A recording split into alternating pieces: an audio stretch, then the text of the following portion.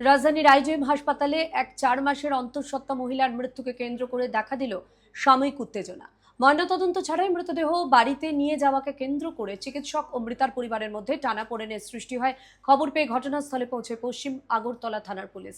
কি হলো তারপর দেখুন।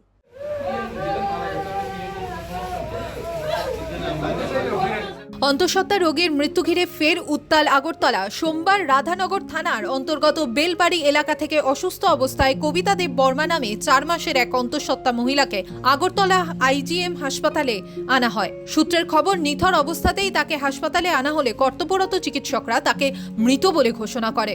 রোগীর মৃত্যুর খবর পাওয়ার পর মৃতার পরিবারের সদস্যরা ময়নাতদন্ত ছাড়াই শবদেহকে বাড়িতে নিয়ে যাওয়ার জন্য দাবি জানায়, কিন্তু হাসপাতাল কর্তৃপক্ষ পরিষ্কার জানিয়ে দেয় অন্তঃসত্ত্বা মহিলার মৃত্যুর ক্ষেত্রে আইনানুগ প্রক্রিয়া মেনে ময়না তদন্ত সম্পন্ন করা বাধ্যতামূলক। এই নিয়ে হাসপাতাল চত্বরে কিছু সময়ের জন্য বাকবিতণ্ডা ও উত্তেজনাপূর্ণ পরিস্থিতির সৃষ্টি হয়।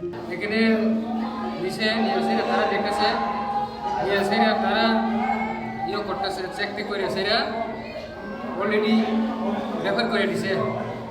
আমরা আইসিএম আনছি আইসিএম রেফার করছি। আইসিএম রেফার করার পর তারা এখানে ইমার্জেন্সি আনছে সেরা। এরপরে গাইনি ওয়ার্ডে পাঠিয়েছে, গাইনি ওয়ার্ডে ট্রিটমেন্ট করছে। তারা এমনি তো দেখতেছে, পরে তারা এমন অবস্থা হয়েছে আরও পেশেন্ট আরও হয়েছে আর কি। ঘটনার খবর পেয়ে দ্রুত আইজিএম হাসপাতালে পৌঁছায় পশ্চিম আগরতলা থানার পুলিশ। ওসি সঞ্জিত সেন মৃতার পরিবারের সদস্যদের সঙ্গে কথা বলেন এবং আইনি প্রক্রিয়া ও ময়না তদন্তের প্রয়োজনীয়তা বুঝিয়ে বলেন। এটাকে ব্রড ডেথ ডিক্লেয়ার করে এবং ব্রড ডেথ ডিক্লেয়ার করার পর আমাদের মহিলা থানাতে একটা কমপ্লেন ফাইল করে ডক্টর এখান থেকে।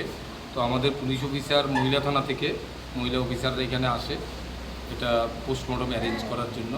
তো ডিজিজড পার্টি তারা হাজব্যান্ড এবং দুনো পরিবারের লোকই তারা পিএম করবে না বলে একটু সমস্যা হয়েছিল। তখন আমরা সবাই মিলে তাদের বুঝিয়েছি এটা পিএম করানোর জন্য। তো পরিশেষে তারা এটা মেনেছে আমাদের কথা। আজকে আমরা এখন ডেড বডি শিফট করব জিবি হসপিটালে পিএম এর জন্য। কালকে পিএম হবে। পুলিশের মধ্যস্থতায় পরিবারের সদস্যরা ময়না তদন্তের জন্য রাজি হলে পরিস্থিতি স্বাভাবিক হয়। পুলিশ ও হাসপাতাল সূত্রে জানা গেছে, সমস্ত আইনি প্রক্রিয়া সম্পন্ন করার পরেই মৃতদেহ পরিবারের হাতে তুলে দেওয়া হবে। বর্তমানে 4 মাসের অন্তঃসত্ত্বা কবিতা দেব বর্মার মৃত্যুর প্রকৃত কারণ জানতে ময়না তদন্তের রিপোর্টের অপেক্ষায় রয়েছে পরিবার ও পুলিশ প্রশাসন। ত্রিপুরা থেকে দেবাশিস বোসের রিপোর্ট, সিএন ত্রিপুরা।